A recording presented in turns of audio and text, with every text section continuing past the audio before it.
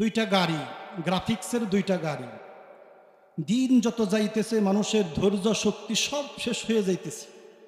দেখেন আমার বাবারা, একটা সময় আমরা বয়ান শুনতাম মাগরিব থেকে রাত 12টা-1টা পর্যন্ত, কোনো উঠাউঠি নাই, বসছি তো বসছি।